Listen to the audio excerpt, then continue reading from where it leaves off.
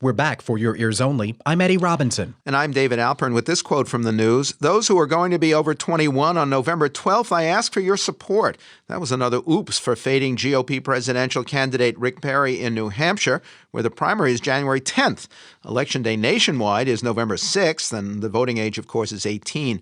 Herman Cain, meanwhile, admitted giving money to a woman who claimed they had a 13-year affair, which he denied. Quote, "My wife understands that I'm a soft-hearted, giving person," Cain said, before returning home to suspend his campaign. Now this. This is the most elaborate and sophisticated tunnel that has ever been discovered along the California-Mexico border.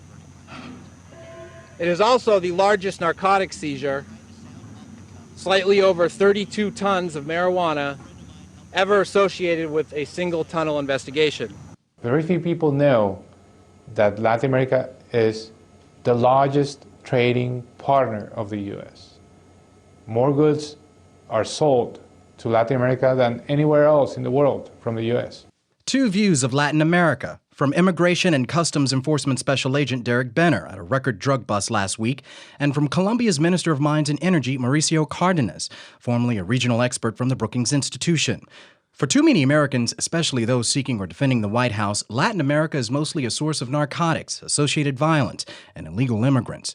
But as economic and political development spread more broadly through the hemisphere, it would seem in the U.S. national interest to have more comprehensive policies for dealing with this new world. To consider Latin American policy, as established by the Obama administration and debated by Republican presidential contenders when they get around to it, for your ears only, we're joined again by Larry Birns, director of the Washington-based Council on Hemispheric Affairs, COHA, a supporter of this program. Larry, welcome back. Hello to you, David. According to a recent COHA posting, only Mitt Romney among Republican presidential hopefuls has proposed a comprehensive policy toward Latin America based in large part on his business background. What do you see as the key elements? Well, David, I don't want to get you to get the wrong picture of this.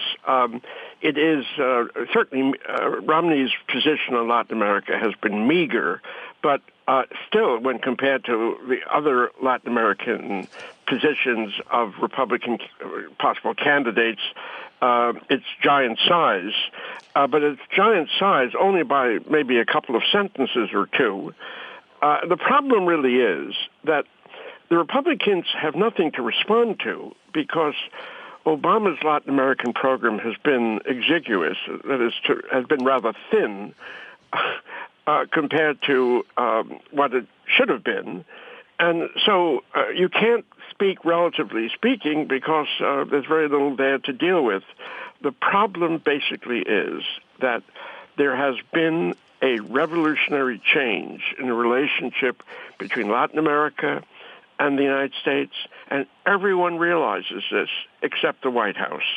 And so we are the wrong issues are being debated, the wrong candidates are being put forward, and we have a policy that is totally irrelevant. What we should be talking about is the fact that Latin America is going through boom times because of the fact it sits astride enormous amounts of resources.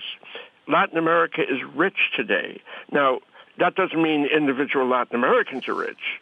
It means that the entities are rich. And one other thing is that Latin America is witnessing a historic situation. That is, it is, in a sense, reconquering what is known as Latin America and the United States. That is, we are witnessing another population shift of gigantic and historic proportions.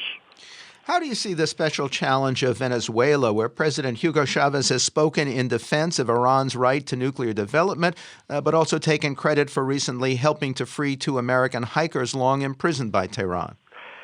Well, Chavez is a very tricky item to deal with. He's obviously given to boorish ways, and in many respects, he suffers from a degree of infantilism.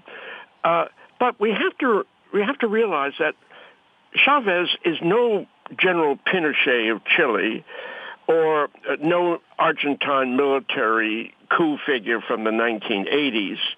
Chavez is a man who doesn't necessarily respect the spirit of the Constitution, but he certainly respects the letter. That is, Chavez doesn't torture people. He has a vision, a very important vision. Unfortunately, the vision is blotted by policies and rhetoric mainly that puts people off.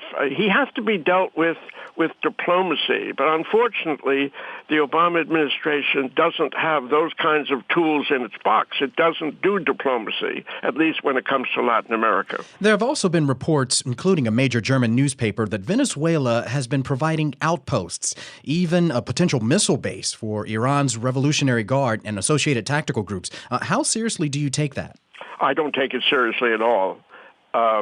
That would be replaying history, and we all know how the last missile crisis worked out, and it very much injured Fidel Castro's government and enabled the United States to take forth with advanced positions that were able to isolate Cuba.